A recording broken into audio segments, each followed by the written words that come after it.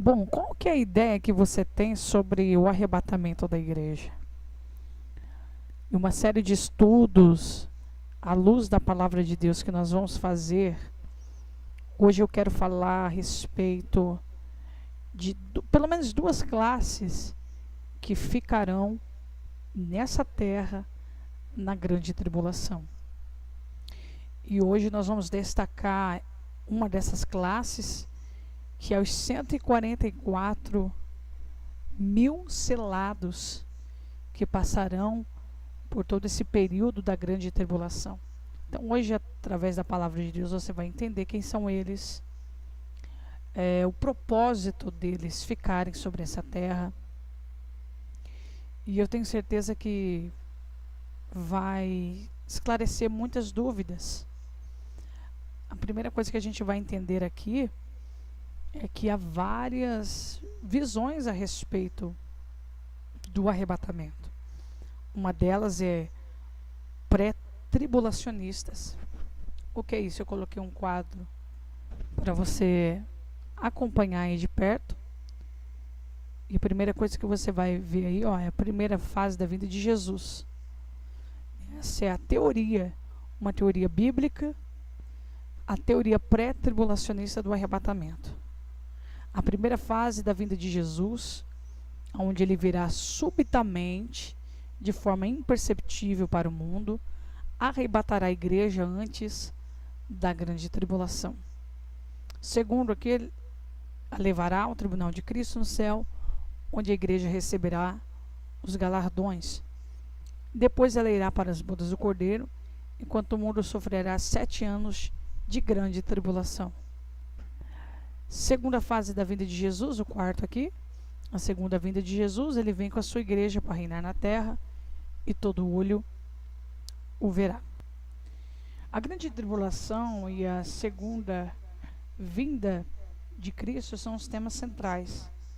Muitos afirmam que haverá um período em que uma tribulação será mais severa, mais intensa e que assolará toda a terra. A grande discussão que existe é exatamente essa: se a igreja, que é os salvos em Cristo, passará ou não por esse período de tribulação. E essa discussão, ela é em torno de uma tribulação, faz parte da teologia dos milenistas, principalmente dos dispensacionalistas. Os amilenistas não se preocupam com essa discussão, pois apesar de crer na segunda vinda de Cristo, não creem que haverá um milênio e uma tribulação realmente, algo literal. Bom, como que isso não é a finalidade do nosso assunto, então você vai entender de uma forma resumida aqui as linhas escatológicas que existem sobre esse tema.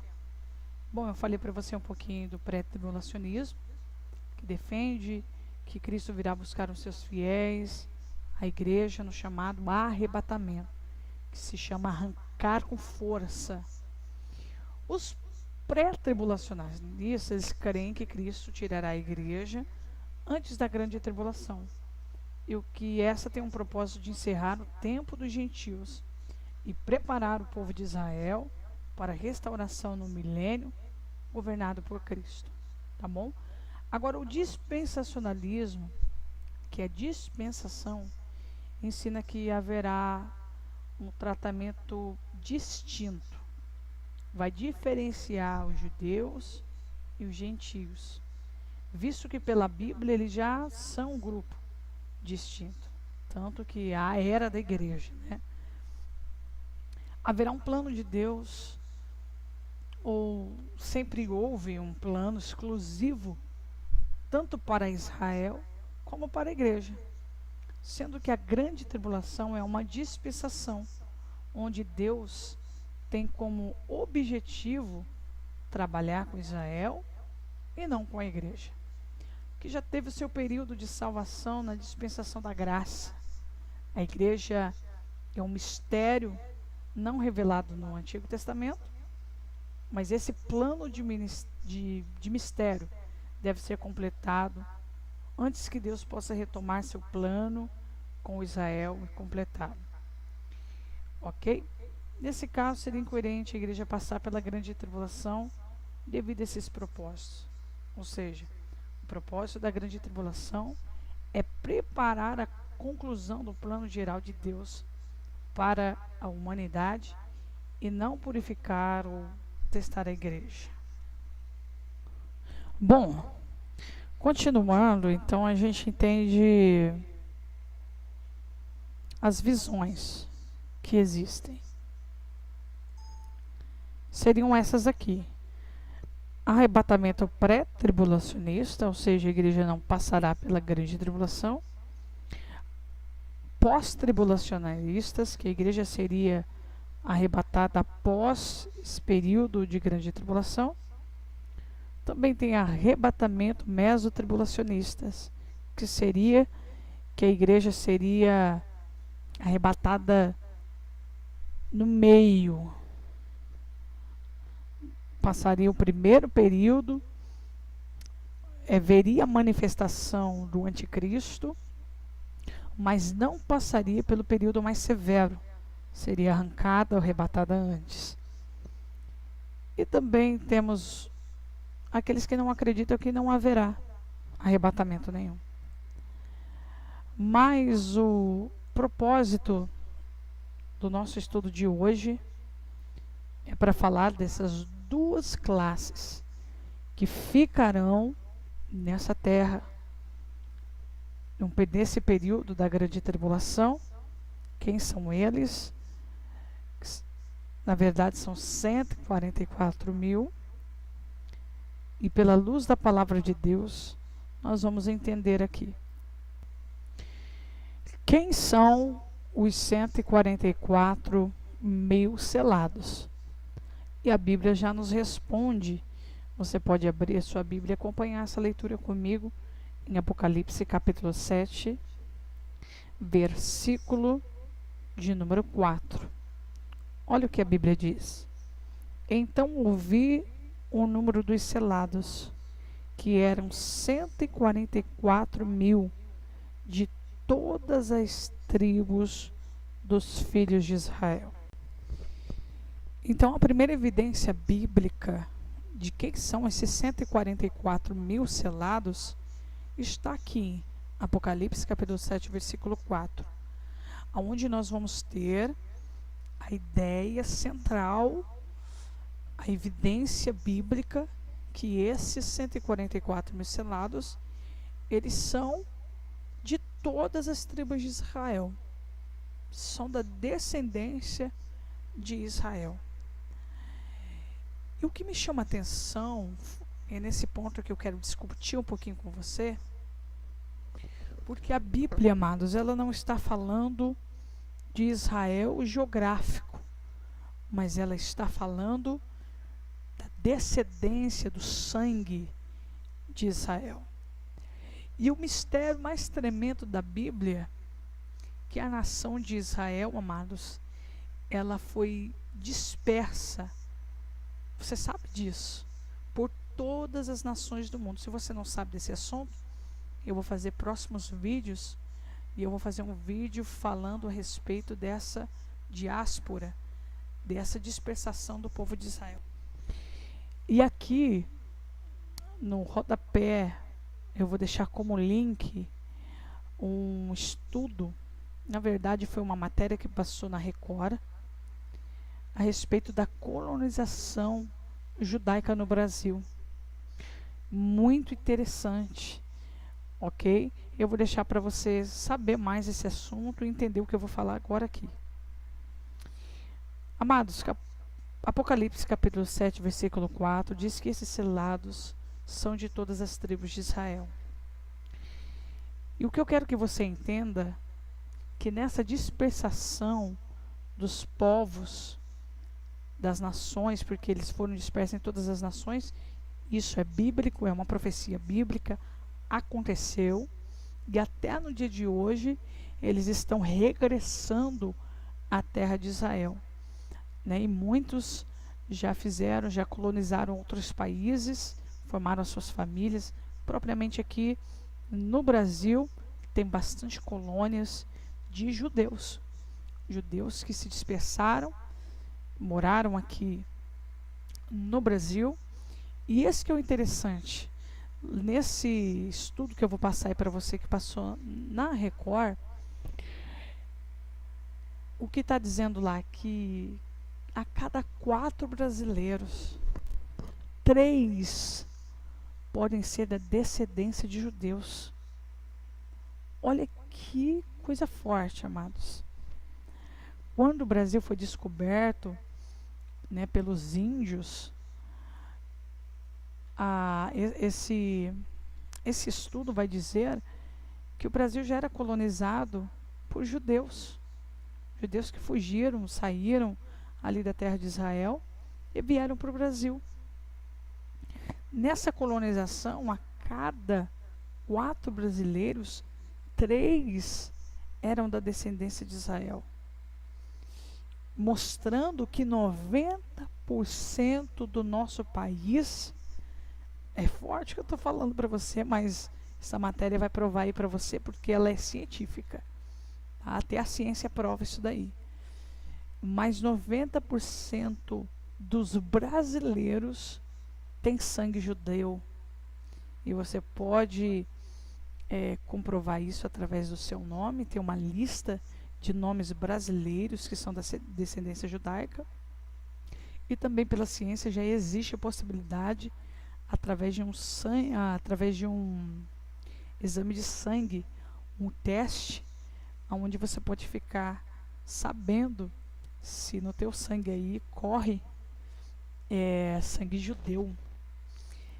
E com isso, amados, vem uma revelação de Deus para nós.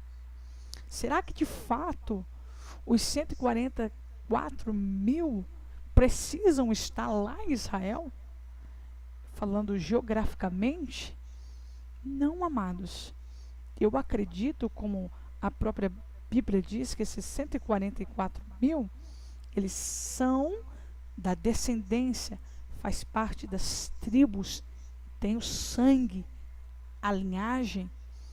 O que eu quero dizer para você, que você que está ouvindo esse estudo, nas suas veias, você é brasileiro, nas suas veias pode estar correndo sangue judeu, sangue israelita, e você pode ser um selado por Deus. A primeira que nós vamos entender aqui é que precisa ser da descendência judaica. Não são todos os judeus, são 144 mil selados por um propósito divino, que eu vou estar passando para você que propósito é esse também. Mas o que a Bíblia diz, amados, é que esses 144 mil selados têm sangue judeu, ok? E por um mistério de Deus, eles foram dispersados entre todas as nações da terra. Eu trago como teoria que essa dispersação fez que a semente do povo de Israel esteja espalhada também por esse globo terrestre, aonde Deus vai suscitar os seus selados, a sua descendência, o povo que ele escolheu. Pode ser em qualquer lugar desse mundo, pode ser no Brasil, na Bolívia, Estados Unidos, Alemanha, aonde estiver uma semente do povo que foi disperso, que criaram raiz, que colonizaram, aonde tiver essa semente, ali pode estar um selado, não propriamente dito lá na terra, geograficamente falando em Israel, mas quem tem Israel dentro de si, através do sangue da descendência, por causa dessa dispersação. Bom, capítulo 14 de Apocalipse vai dizer assim: olhei e eis que estava o Cordeiro sobre o monte Sião, e com ele os 144 mil que traziam escrito na testa o nome de seu pai. Bom, com esse versículo você pode refutar essa afirmação Onde eu disse para você que esses 144 mil selados podem estar espalhados em todos os lugares do mundo. Porém, a Bíblia diz que a visão de João, onde ele vai ver o Cordeiro, agora geograficamente falando, no Monte Sião, e os 144 mil que traziam escrito na testa o nome de seu pai também estarão lá. Ok. Porém, a Bíblia, amados, diz que esses 144 mil serão um único grupo que ficarão na terra, que terão poderes sobrenaturais. E um desses poderes que está escrito, eu vou mostrar para você através aqui da Bíblia, é o poder de transladação. O que é isso? Poder sair de um lugar para outro. Há uma referência bíblica, de um dos discípulos, que foi Felipe, onde ele pregava a palavra de Deus, e quando ele precisava estar em algum outro lugar, ele transladava-se. Elias também, tanto que quando ele foi arrebatado aos céus, os discípulos os procuraram em todos os lugares ali de Israel, porque ele poderia também ter transladado para uma missão de Deus. Isso era comum. Isso acontecia muito, senão eles não procuravam Elias dessa forma. Agora, no capítulo 12, versículo de número 5, vai dizer assim: é uma das provas que esse grupo, o único grupo, nesse período da grande tribulação, que terá esse poder sobrenatural, e um dos poderes será o de transladação, ser arrebatado por esse poder que eles vão receber de Deus. No versículo 5 diz assim: ela deu à luz um filho, um homem que haverá de reger todas as nações com cetro de ferro. Seu filho foi arrebatado para Deus e para o seu trono. Quando a expressão fala o filho do homem, ela está falando exatamente dos 144 mil. Como que eu posso provar isso para você? Bom, número 1. Provou-se que essa mulher vestida do sol, você lendo aqui o capítulo 12, você vai ver que está falando sobre a nação de Israel.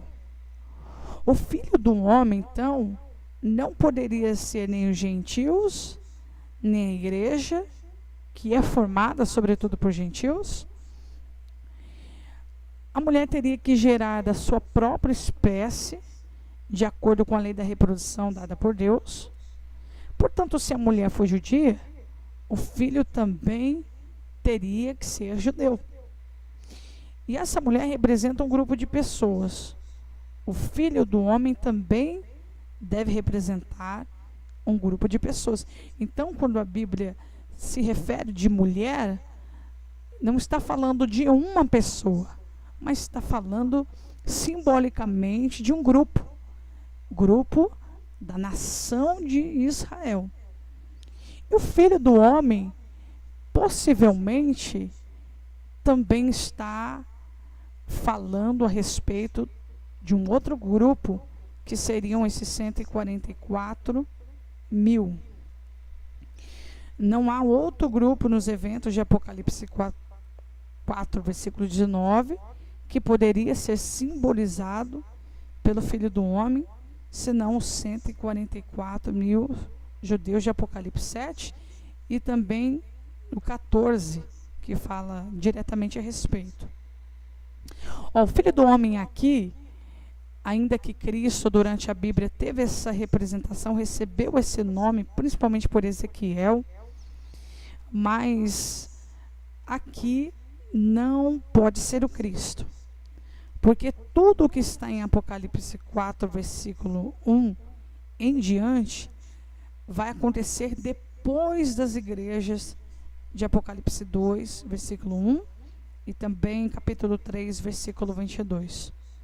Então, como João poderia ver a ascensão de Jesus, histórica, como algo acontecendo entre as coisas que haveriam de acontecer no meio das 70 semanas de Daniel, ou os 3 anos e meio antes do segundo advento de Cristo.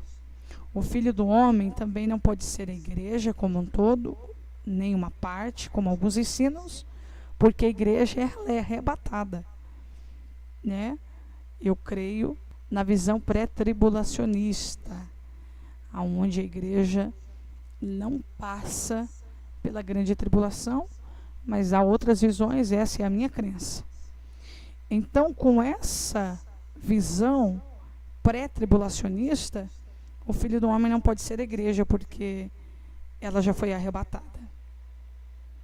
Então, com isso, esse Filho do Homem representa um grupo de todas as pessoas vivas que serão transladadas sem verem a morte. O único grupo que não vai morrer, não vai sofrer dano nesse período, vai ser de fato os 144 mil selados. Vamos ver aqui.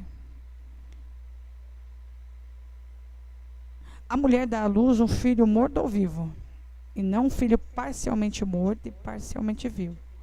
O dragão não poderia matar alguém que já estivesse morto ao nascer. O filho é arrebatado vivo até Deus, assim que nasce.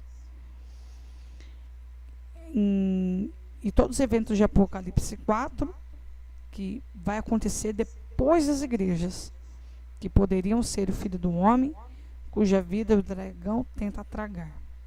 Uma vez que os santos do Antigo Testamento e os santos da igreja são ressuscitados para a imortalidade, nesse momento seria impossível para o dragão matá-los.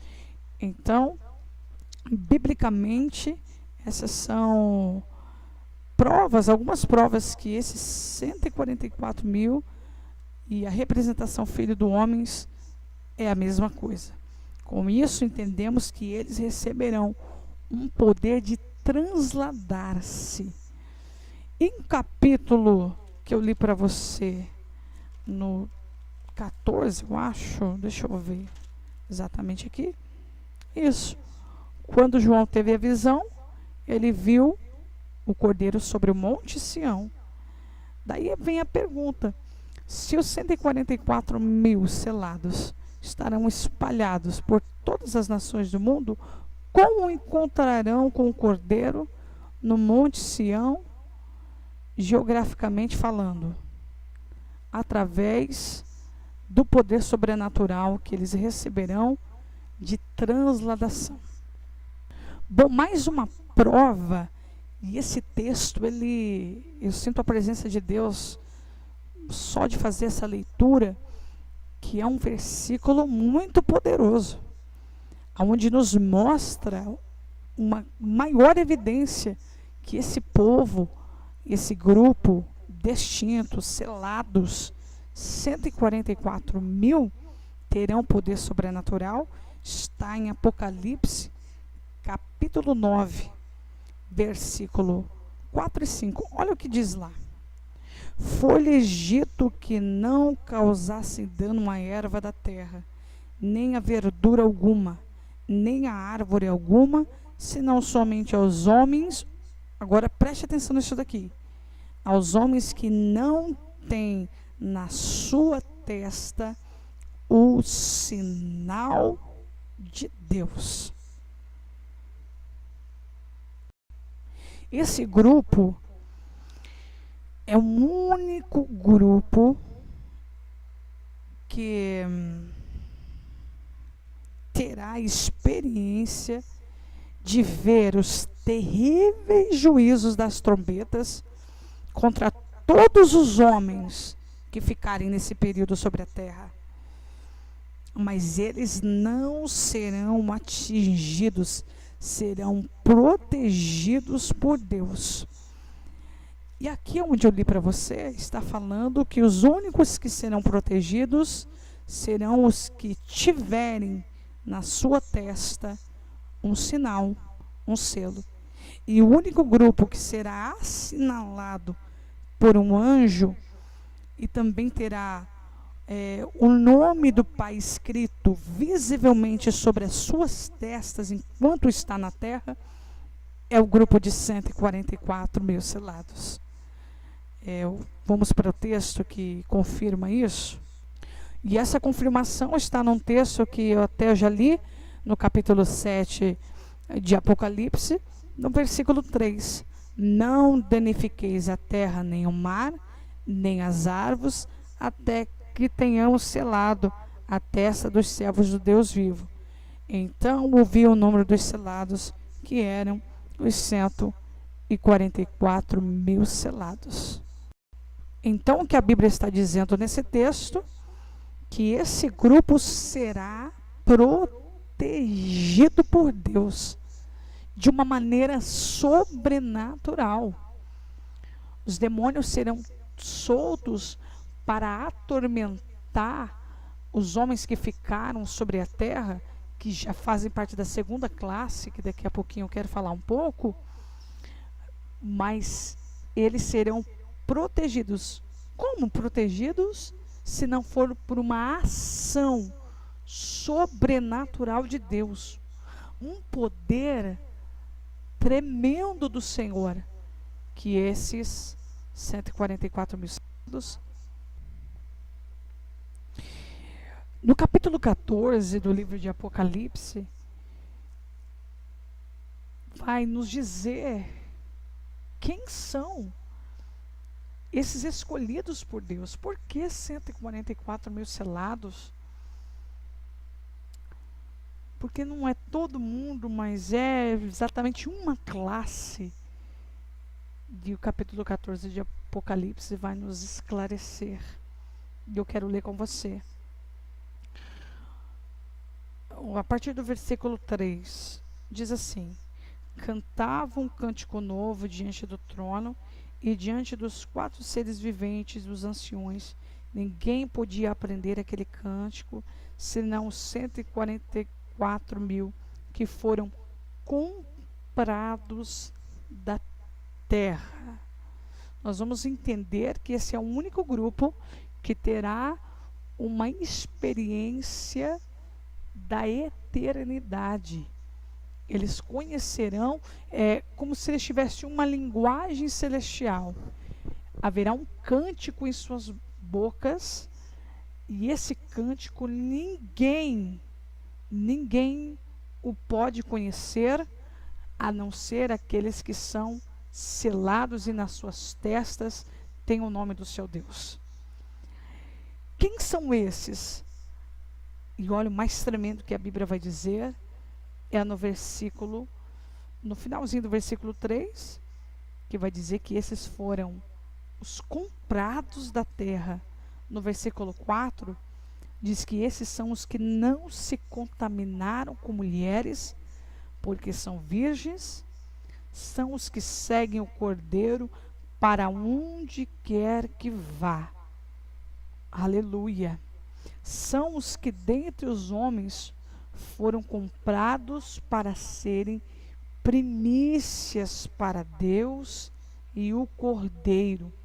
E na sua boca não se achou engano, porque são, aleluias, irrepreensíveis diante do trono de Deus. Meu Deus! Amados,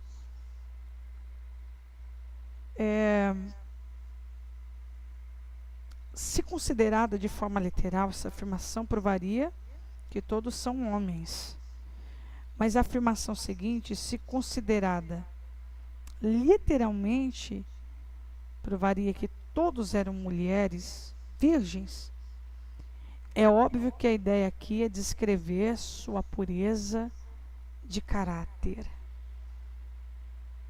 A Bíblia, amados, não está fazendo uma seleção para eunucos, até porque quantas pessoas que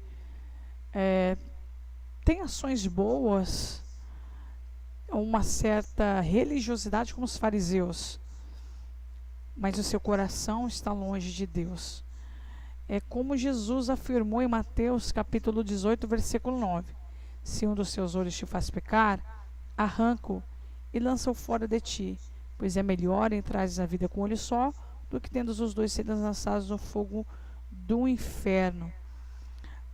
Amados, muitas pessoas acham que isso é literal, mas se nós colocarmos assim, que o pecado muitas das vezes se origina no coração, como arrancar o coração?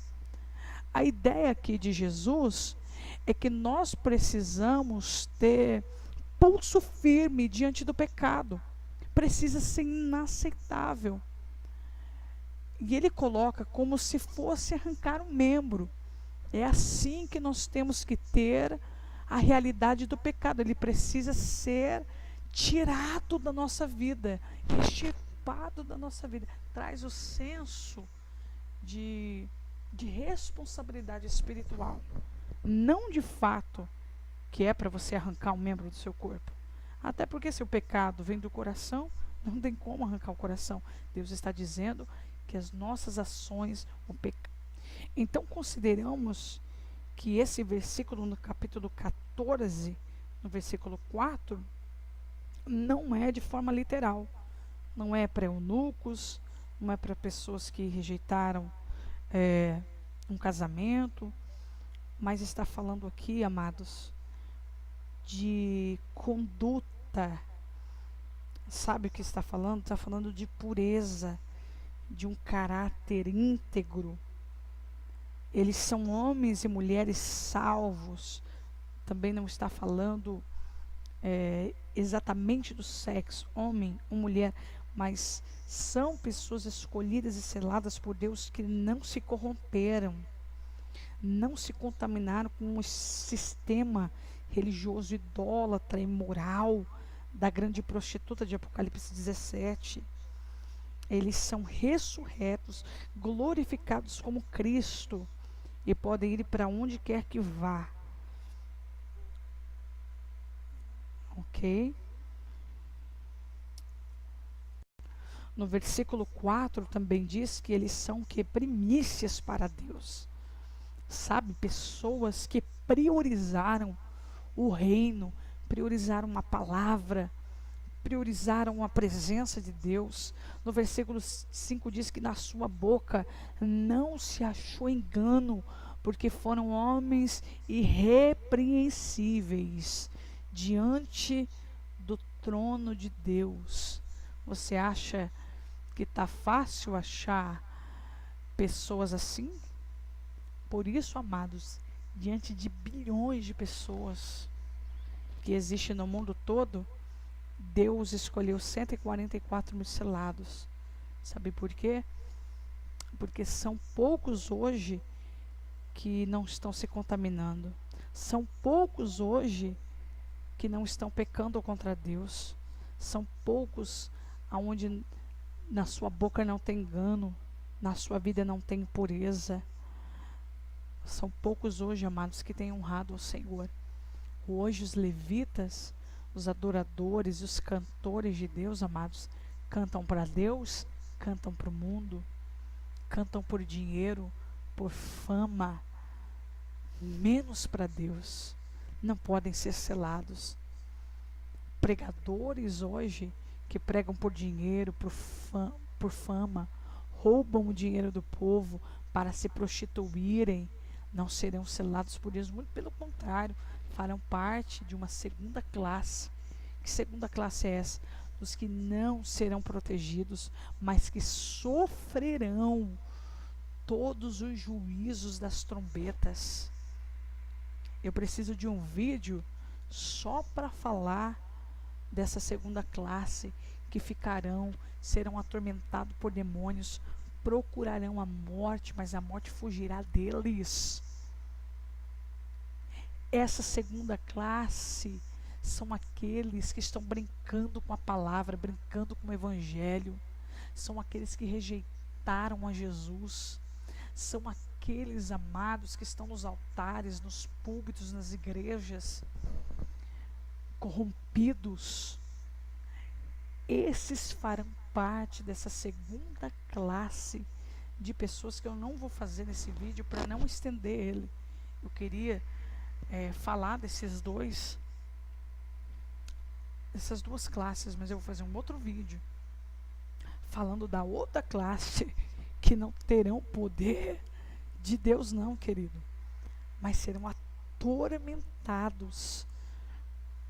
São todos aqueles que o próprio livro de Apocalipse diz: suicidas, os imorais, os impuros, aqueles que bebem, que se prostituem, que mentem, que enganam, que estupram, e que muitas vezes estão dentro da própria igreja do Senhor. Eu vou dizer uma coisa para você, amados. Eu vou fazer um vídeo falando tudo conforme a Bíblia sobre suicídio. Hoje até pastores estão fazendo apologia ao suicídio. A Bíblia diz, amados, que os suicidas não entrarão no reino de Deus. Então não se engane por aí. Estão passando, massageando o pecado. Ah, só Deus pode julgar. Não, amados, a Bíblia, ela é o manual, é ela que julga. E nós vamos entender, através da palavra de Deus, que a ação do inferno é essa, que parece até que está em moda, está em alta. Daqui a pouco as pessoas estarão tirando a vida achando que esse vai ser um meio para entrar no céu. O suicídio é o único meio, amados, para entrar no inferno, direto para lá. Não caia nessas bobagens e heresias que estão pregando por aí. Bom, é isso, amados. Eu quero terminar dizendo que esses 144 mil pode ser você. Você que tem o sangue de Israel aí correndo nas suas veias e não sabe. Você que é virgem, puro, santo, é adorador, não tem se corrompido, tem mistério com Deus, com eternidade, foi comprado, a sua boca não se achou engano, você é irrepreensível diante do Senhor. Pode ser você. Eu sinto muito a presença de Deus falando do livro de Apocalipse, por ser um livro muito forte e trazer a realidade do que estamos prestes a viver. Fique por dentro, tá bom? O próximo vídeo que eu vou lançar, o canal vai ter sempre 2 vídeos aí por semana ou mais, algumas reflexões também.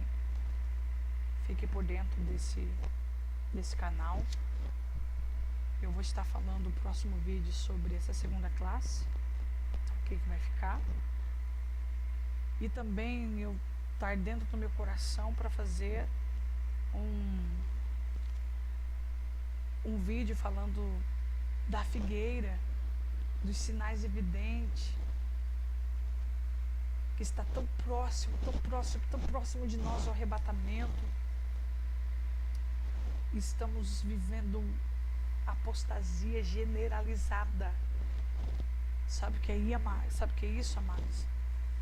Jesus está prestes a voltar. Quando eu falo essa expressão, estou falando da segunda volta de Jesus. É a expressão que a gente acaba usando para o arrebatamento, mas eu estou falando do arrebatamento. Está muito próximo. Vamos fazer como essa palavra, vamos se lavar no sangue do Cordeiro, limpar as nossas vestes, ser virgens para Deus, é ter um caráter irrepreensível, santo. E não é pela nossa própria força, mas a Bíblia diz que são aqueles que foram comprados para serem primícias para Deus. Sabemos, amados, que nós já fomos comprados pelo sangue de Jesus. Nós podemos sim, não por nós, mas pela força do poder do sangue de Jesus, sermos separados, santos, puros. A nossa boca não se achar engano, ser irrepreensível. Eu quero dizer para você que isso é possível. É possível sim. Nessa nação, nessa geração terrível que a gente vive, é possível ser santo para Deus. Espero que esse estudo aí tenha abençoado você. Se você tiver dúvidas, você pode deixar nos comentários. Se você não acredita, o problema é seu também. Essa é a minha visão, é o que eu acredito, é o que eu creio. Essa é a visão da palavra de Deus. Deus abençoe a sua vida. Meu nome é Pastora Aline de Lima. E se você quiser também saber de algum outro assunto, você pode deixar nos comentários, que nós vamos fazer o possível para tentar te atender. E o meu propósito é esse, amados, pregar o Evangelho. Fazer as pessoas terem o conhecimento do que está por vir. Conhecimento que o Apocalipse é real, é verdadeiro e está prestes a acontecer.